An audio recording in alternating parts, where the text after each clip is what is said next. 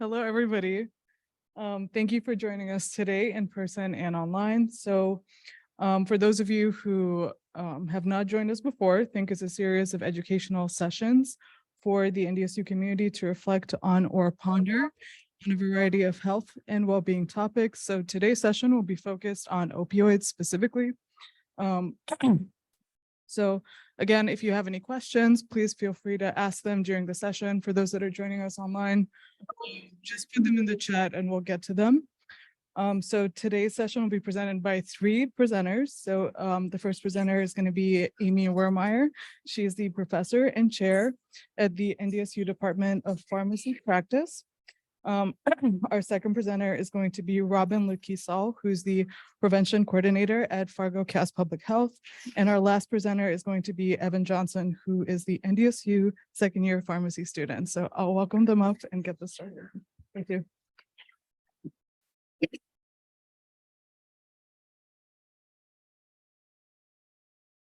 Thank you very much, and good afternoon, everyone. I'm Amy Werremeyer, and I'm just going to start us off with a little bit of an introduction.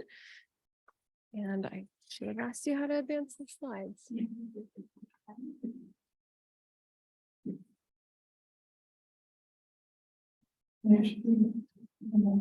There we go. Okay, there's our presenters again today. So the title of our talk today is about rethinking opioids.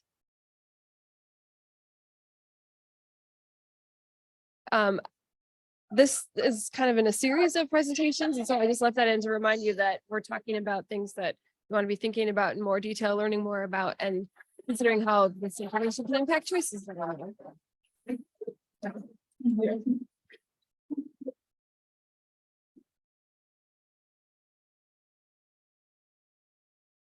Great pictures on there. Okay. Sorry, a little bit of technical difficulty. Yeah, press next one more time. Okay.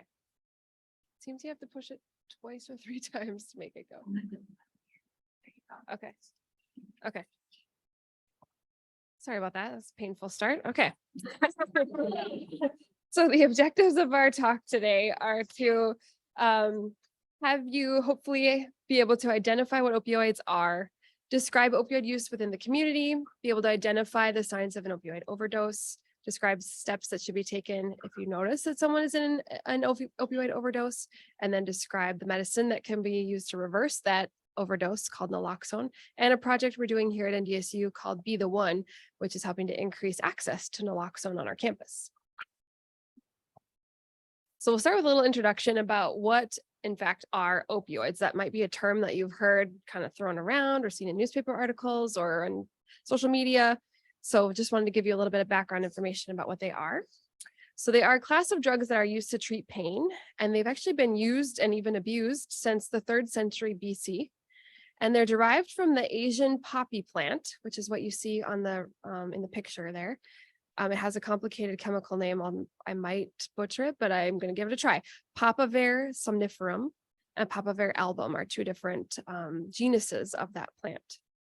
So after incision of one of these pods that you see kind of pictured in the picture, the poppy seed pod exudes a white substance that then turns into a brown gum, and that is crude opium. And opium contains many different compounds, which are called alkaloids.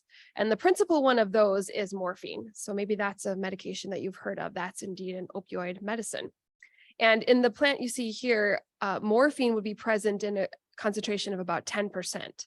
So there's other alkaloids and compounds in that plant as well, but morphine can be extracted directly from there. And you can see I have opiate and opioid both listed. These have technical meaning, as you can see, that opiate is specifically a natural compound that's derived straight from this plant. And opioid is a more comprehensive global term that refers to both opiates and other synthetic chemicals that also work in the same way when they're ingested, but they're sort of chemically slightly distinct. We might use opiate or opioid interchangeably during this presentation, and with the information that we have to talk to you about, it really doesn't matter which term we're using, because both of the sources of these types of chemicals have essentially the same chances for causing harms that we're going to be talking about. So opioid, opiate, you can kind of use them interchangeably. So what opioids can you name? Anybody who is in the room or present online, if you want to put them in the chat, or feel free to unmute and shout them out, because we should be able to hear you in this room. I'm curious if you can name any. Oxycodone. Oxycodone, good.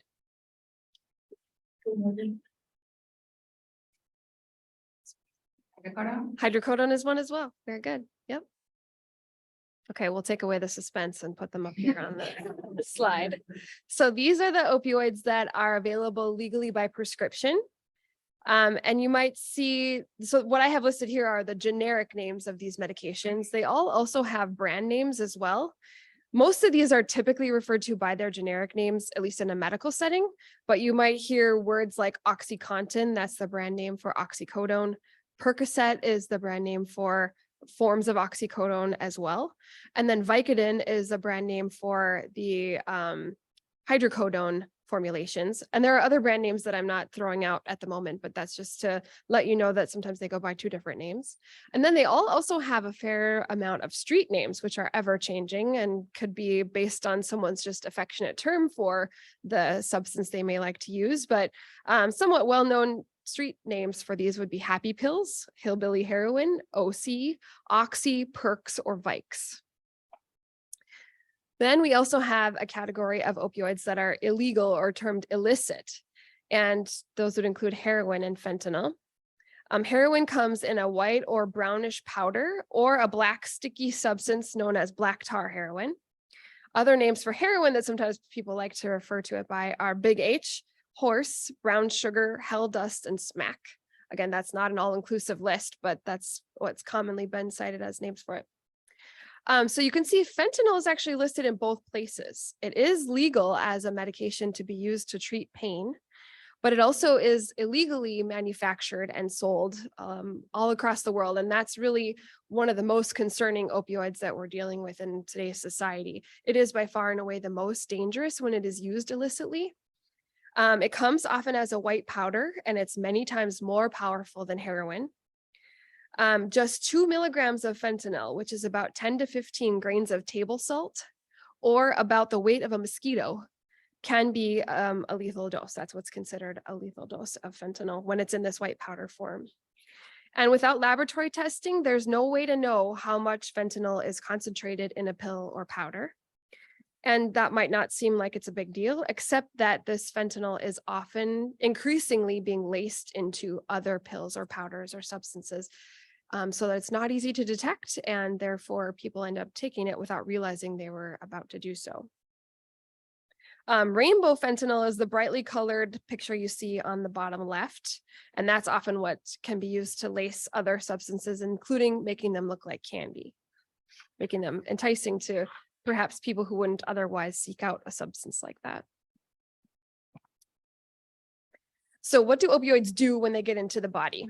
So they attach to proteins called opioid receptors on nerve cells in lots of places in the body, including the brain, the spinal cord, the gut, and other places, as you can see depicted in this picture. When an opioid lands at one of these opioid receptors, the opioid blocks pain messages sent from the body through the spinal cord and up to the brain. While they can effectively relieve pain, they also carry some additional risks. If their only effect was to land at opioid receptors in the brain and to block pain signaling, that'd really be great, because then they'd be a lot less dangerous, most likely. But as you can see, that's not all that they do. Uh-oh.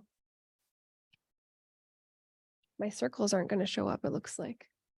Okay, well, if you look at the picture on the top right, under the ventral tegmental area and the nucleus accumbens, you can see in parentheses the words reward. So that's another word for pleasure. And if you think about when you're experiencing pain, you want relief of your pain, but relief of pain is not the same thing as experiencing pleasure, right? Pleasure is sort of like overshooting the lack of pain. If you got pain relief, it would just be, oh, I'm not in pain anymore. Not, oh gosh, that feels good. So those are two very different things. And we would really ideally like the opioid to just take away the pain, not induce a sense of pleasure. And what we know about this reward activity of opioids is that it hijacks the brain's ability to eventually experience pleasure from anything else. And then the brain starts to crave pleasure because it's been receiving it and is sort of actually forming new nerve connections that are geared toward receiving pleasure information. And then when they don't get it, they crave it. And so that's where problems with opioid misuse and non-medical use of them can crop up, because the brain is actually hardwired to seek out pleasurable stimuli. And the more a medication like an opioid hijacks that system, the harder it is to rein back in. And then if you look under the brain stem on the picture on the top right, it shows in parentheses breathing. So this effect from opioids means that opioids slow down the rate of breathing. This happens really anytime someone takes an opioid. It's an expected physiologic effect of what an opioid does. And most of the time people can compensate for that, and it's not in particularly dangerous for them. But if too much of an opioid is taken, breathing can actually stop. And also, if something else is already impacting a person's breathing, like asthma or another medication that they're taking that also slows down their breathing rate, then the slowed breathing from the opioid is even more dangerous and can lead to what we would term as an overdose or other dangerous effects to their brain because of not breathing. So that's a little bit of background information for you about opioids. And now I'm going to hand it off to Robyn to talk a little bit more about opioid use in our community and across the country.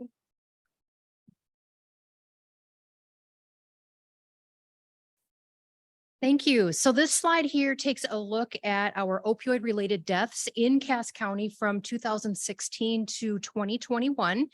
And this is data from our Cass County coroner. And it's important to note that this data captures anyone who died in Cass County as a result of opioids. And so that person wasn't necessarily a resident of Cass County, but was here, whether they were in our hospital system or they were visiting. So this number is, if we were just looking at Cass County residents, this number is probably a little bit higher than just what it would be for Cass County. If we take a look at 2016, we see a really high number of opioid related deaths. That year we had 31. At that time in our community, we made a really concerted effort to increase the access of naloxone in our community. And as you can see, the very next year, it already showed results. The amount of opioid related deaths actually decreased by almost half. And then the following year, we saw another reduction. And then we were, about the same in 2019. But then when COVID happened, we saw a dramatic increase in opioid related deaths, as well as all drug related deaths. And that wasn't just here locally, but it happened throughout our country.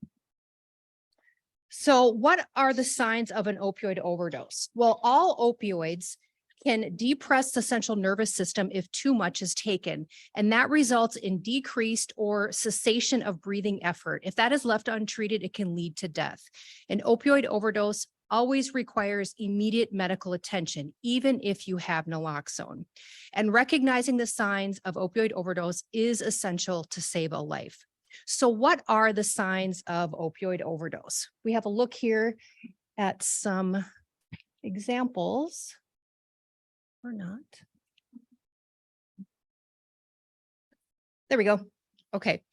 And so we would want to call 911 immediately if anyone is exhibiting any of those signs. That would include if their face is clammy to the touch and has lost color, if their body is limp, if their fingernails or lips have a blue or purple tinge, if they're vomiting or making gurgling noises, if they cannot be awakened from sleep or they're unable to speak, if their breathing is slow or has stopped, or if their heartbeat is slow or has stopped.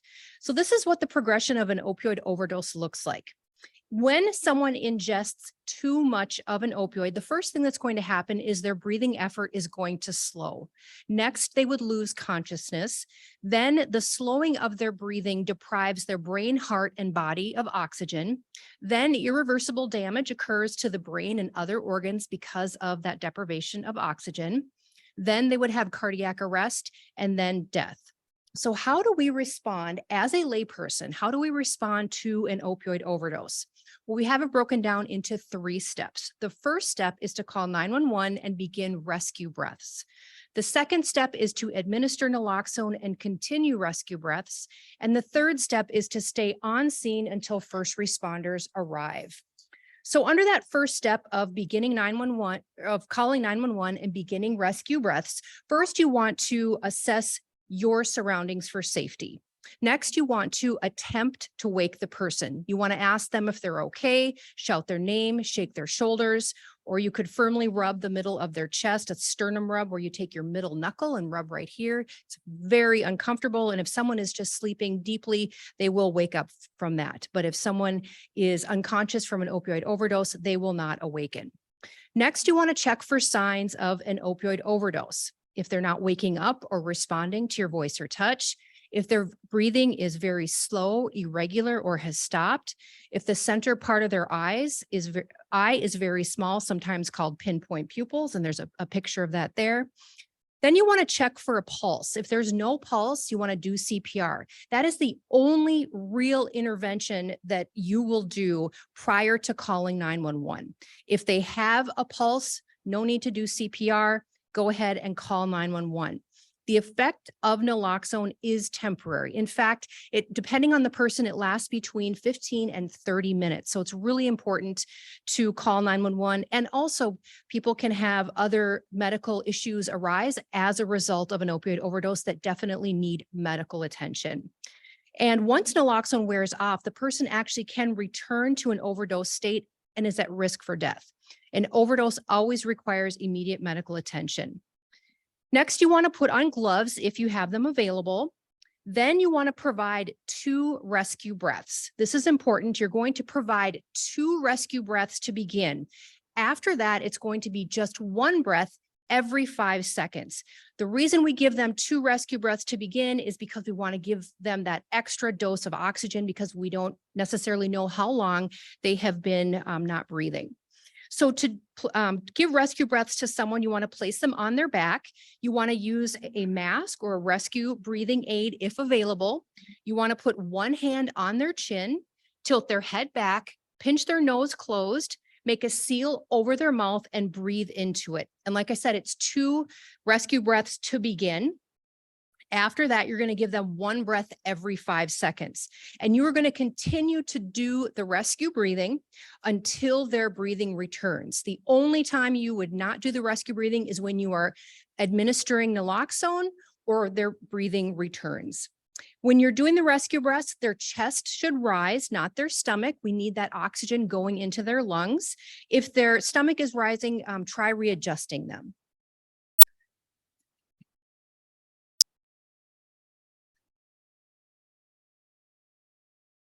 All right, under step 2, administering naloxone and continuing rescue breaths.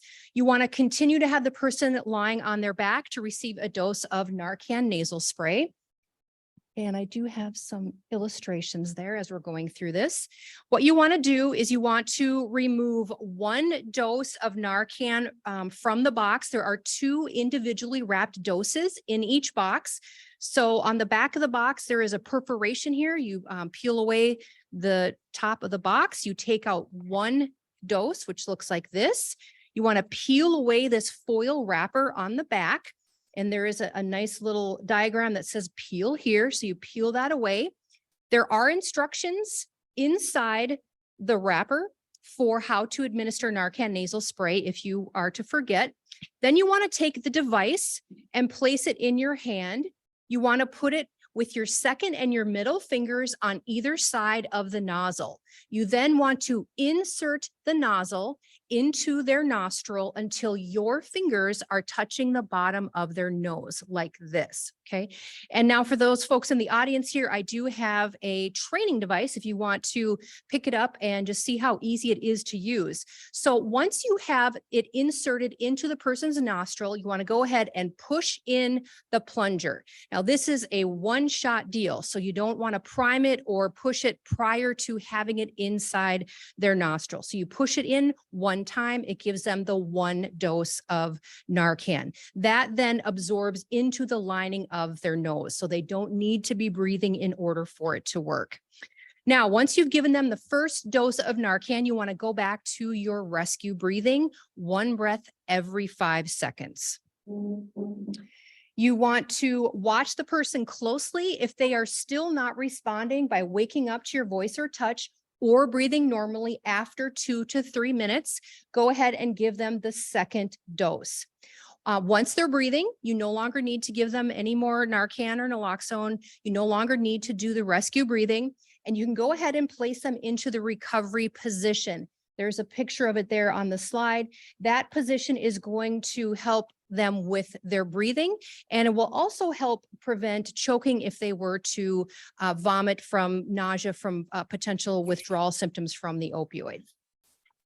So in the recovery position, you want to have them lying on their side. You want to put both hands underneath their head, and you want to pull their top leg out with their knee bent. And the third step is staying on scene until first responders arrive. When naloxone is used, the person will likely develop symptoms such as nausea, vomiting, diarrhea, sweating, body aches, weakness, and shortness of breath. These are symptoms of withdrawal from the opioid and are expected. Withdrawal symptoms will not cause harm. It's also important to note that a person can have different behaviors or emotions upon waking up from an opioid overdose. It's likely that they could be confused, agitated, sedated, angry, embarrassed, frustrated, sad. It's unlikely that they're going to wake up, give you a giant hug, and thank you for saving their life. So just be aware that, like we said here, there will be possibly different behaviors and emotions. Now, as I wrap up here, I just wanted to let the audience know how they can access naloxone in our community. Fargo Cass Public Health does provide free Narcan to anyone in Cass County. There's a couple of ways of getting that. You can get it through me at Public Health, and my name is, my contact information will be placed in the chat. So if you would like to contact me to make arrangements to get Narcan, please do. Or you can visit our Harm Reduction Center. They are located at 510 5th Street North in downtown Fargo. They are open Mondays and Thursdays from 4 to 8 p.m., Tuesdays and Wednesdays from 1 to 5 p.m., and Fridays from 8 a.m. to noon. Anyone that is 18 or over can anonymously visit our Harm Reduction Center and receive Narcan free of charge, and also receive training on opioid overdose response. And at this point now, I will hand it over to Evan, and he's going to talk about naloxone and the Be the One program.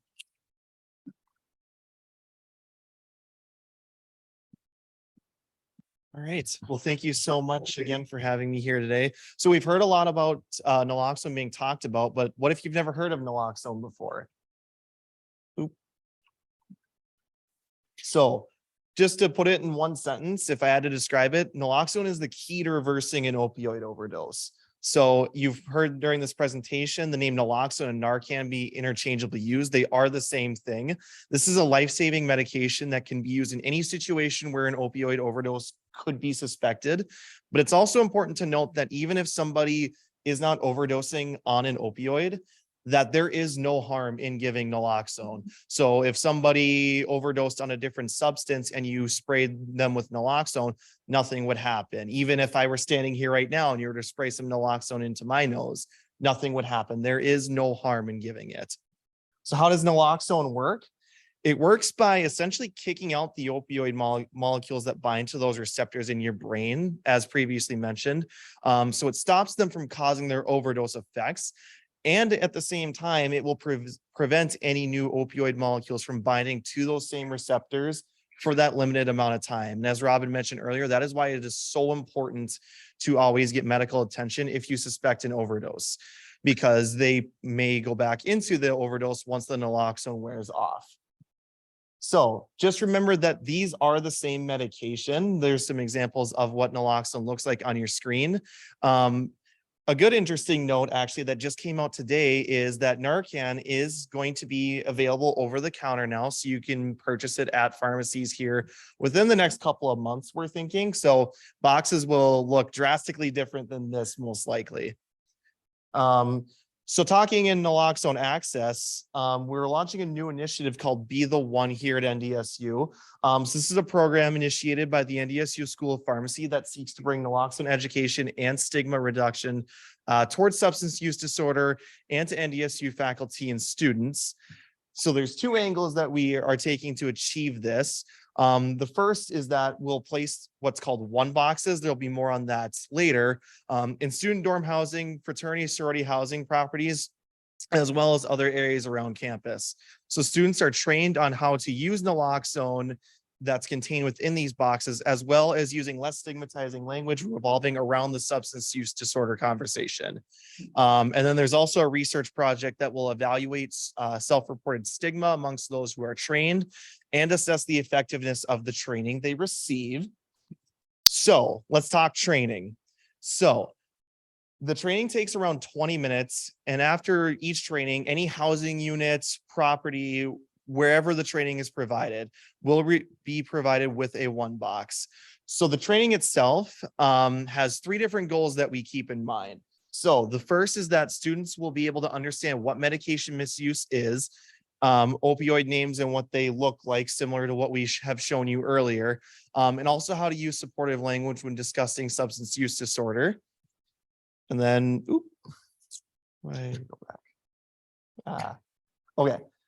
being able to recognize the symptoms of an opioid overdose and know what action to take when faced with a potential overdose. And then lastly, knowing what naloxone is and how to use it.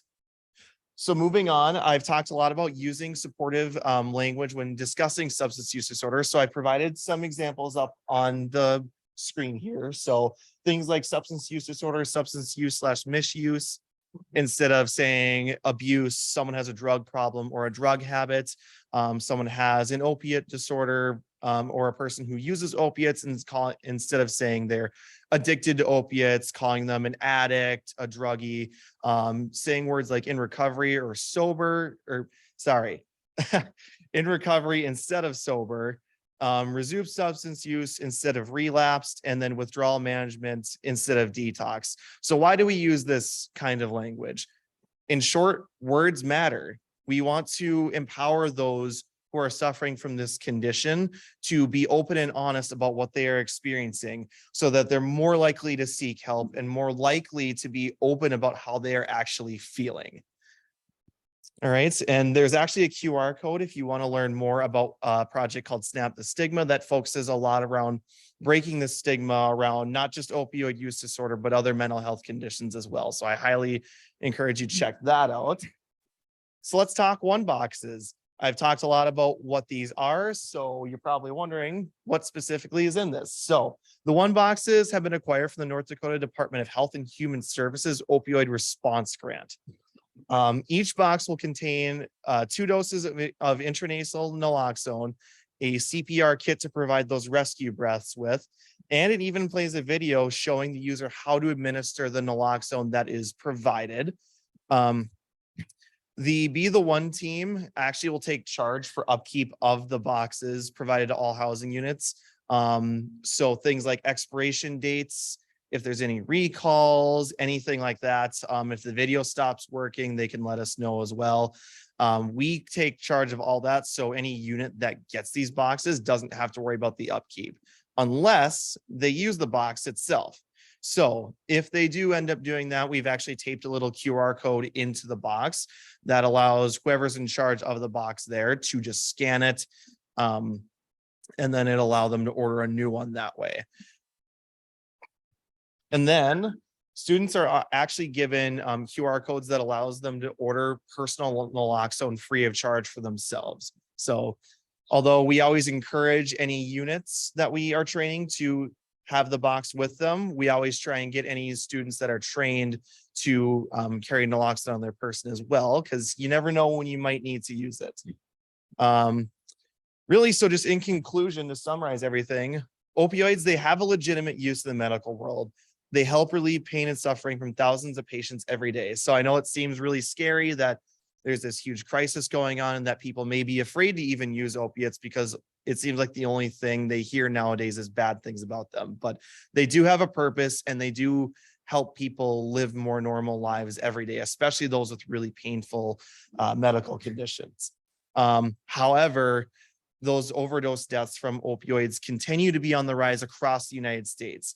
So being able to recognize and react to these overdoses is going to help lower these numbers, which is what all this training seeks to do so we can all play a part in this.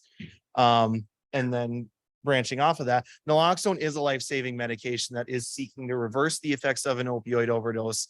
There's no harm in giving it. So the more people that have this life-saving medication, the better. And then lastly, the Be the One program, it just seeks to educate people on the use of naloxone and providing it, as well as recognizing opioid overdose symptoms. So that way, especially students around here, when they leave campus and go either to Fargo or wherever they may move to in their future, they take this training with them and you never know when you're going to use it. So you may just be the one to save a life one day. And that's looks to be the conclusion of our presentation, and we'll happily take any questions you have for us.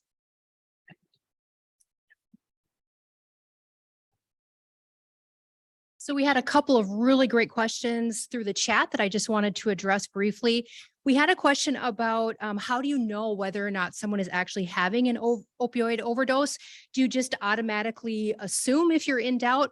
Well, here, the simple fact of the matter is we're never going to know for sure. The only way we're going to know for sure if someone is having an opioid overdose is if there's a toxicology done and we find out exactly what is in their system. So it's very unlikely that you would know for sure 100%, unless it's yourself and you know exactly what you took, or it's a partner and you have their pill bottle right next to you and you know that there was nothing illicit taken. So yes, you could be in situations, especially if you don't know the person, it's very likely that you will not know and there's not a way to know. So what we always tell people when we are training on this subject is when in doubt, administer. Don't let doubt get in your way of administering a potentially life-saving medication, or don't let doubt delay the time in which you respond by giving them that medication.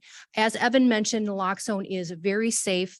If it wasn't safe, it wouldn't be available soon over the counter, and I wouldn't be up here talking to you about it today or providing it to our entire community. So overall, it is very safe.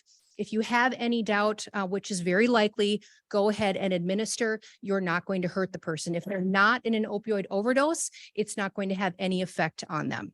The other question that was brought up was a little bit more clarification on rainbow coloring.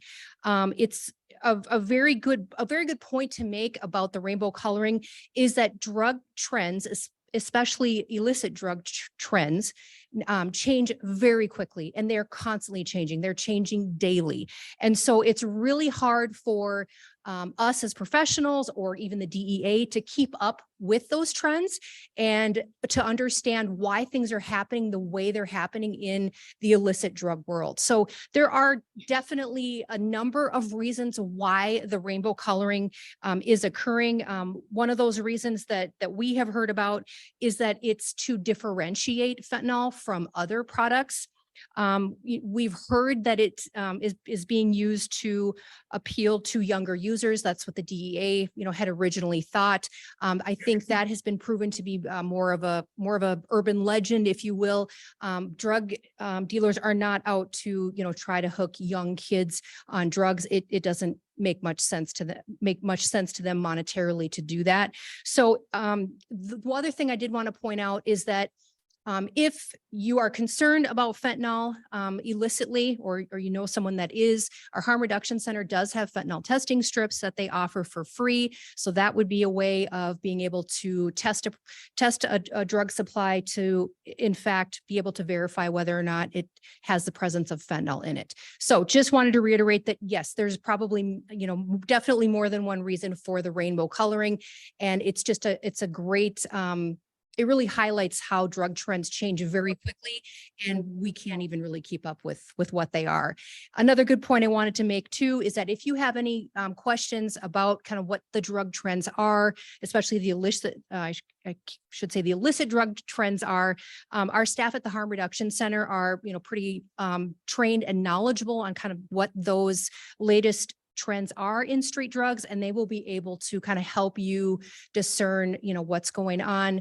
One of the biggest trends right now is the presence of xylazine in a lot of the illicit drug supply. And the concern with that is that it's not an opioid. So if someone is having an overdose from it, they cannot be revived with Narcan. So we are really at our Harm Reduction Center, really pushing people to use the rescue breathing if someone's in overdose and not responding to Narcan. So yes, if you are concerned or curious or want more information about what some of those drug trends are with the illicit drug supply, please visit our folks. They're very knowledgeable at the Harm Reduction Center. Are there any other questions that Amy, Evan, or myself could answer for you today? One more question we had was, what was the best thing to do when you find used needles on the ground? Mhm. So yes, use needles. We, Could you repeat? yes. Okay. So the question, we received a question, what should you do if you find used needles or syringes on the ground? First thing, do not touch them. If you are compelled to touch them, like some of our staff at Public Health, we have to touch them. We wear puncture resistant gloves, and we pick them up with tongs, or we sweep them into a dustpan and then dispose of them in a sharps container. So if if you are in a hurry and want to get them, cleaned up as soon as possible, and you want to take on that task yourself, which I do not recommend, make sure that you are, exercising universal precautions, that you have those puncture proof or puncture resistant gloves, that you don't touch the needles. You use either a tongs, or you sweep them up into a dustpan, put them into a sharps container. You also can call our Harm Reduction Center. We actually have a mobile unit that will go out and we will pick up used sharps. So if that is a concern, if you found, some of them in your neighborhood, your community, your backyard, please give us a call. We won't be able to get there immediately. It may take a little bit of time, but that is a service that we are able to provide. Any other questions? I do have a question. So if fentanyl is so lethal, what is the draw to waste it within other drugs? I guess I'm missing the point of why fentanyl is getting so popular, but yet it's so deadly. It is extremely addictive, and users have to use it a lot more often than they would use just regular heroin. Sadly, harm reductionists are saying, "Gall, I wish all we had to worry about now was heroin." Who ever thought we would see the days when we wish that all we had to deal with was heroin? Fentanyl is 50 times stronger than heroin. It is much more addictive. It gets someone hooked, and it gets them hooked very badly. And they have to, instead of, taking heroin, maybe a couple times a day, they are compelled to need to use fentanyl several times a day. So it's a huge moneymaker for them, because it's getting people hooked more quickly, and it's getting them hooked much more badly where they need it more often, and they're buying more of it. And if they can put it in a product such as methamphetamine, they're getting that person even way more hooked than they were just on methamphetamine. So it's all about hooking that person and reeling them in, and them not, it's just about making more money. And it's cheap to make. It's cheap and easy to make, and they can make a ton of money on it. And they can make a ton of money on it up here in North Dakota, and even more money on our reservations. And the Mexican drug cartel has specifically targeted our Native American reservations, and have made a lot of money and caused a lot of death as a result of that. And they're making probably twice the amount of money here even than they can make in Minneapolis. So it's a huge money-making venture. These are savvy businessmen. So any other questions? I guess I'll ask one. We talked a lot about finding dirty needles on the ground. What should you do if you accidentally were to get poked by one or step on one? So what should you do if you get poked or by a needle or step on one? So our staff, we have to go immediately to OC Health or to the emergency room and get treated. There's a whole host, and you would know this much better than I, a whole host of medications, a regimen that you have to take of medications in order to prevent, it's PEP, I believe, PEP medication that you would use to prevent getting HIV, hepatitis C, or other, other diseases as a result of getting, poked by a infected needle or a used needle. Yep. So yes, get medical help immediately, not something to play around with. Any other questions?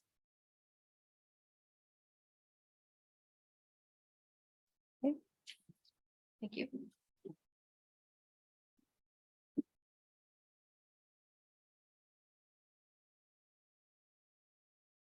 So this will conclude our session. Thank you guys for coming. Our next session is going to be an unthink session that will be focused on yoga nidra, which will be on April 18th at 12:30.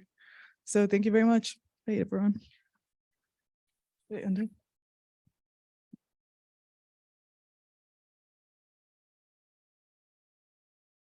You want to use one of the slides for the photo? Oh, do you want me to keep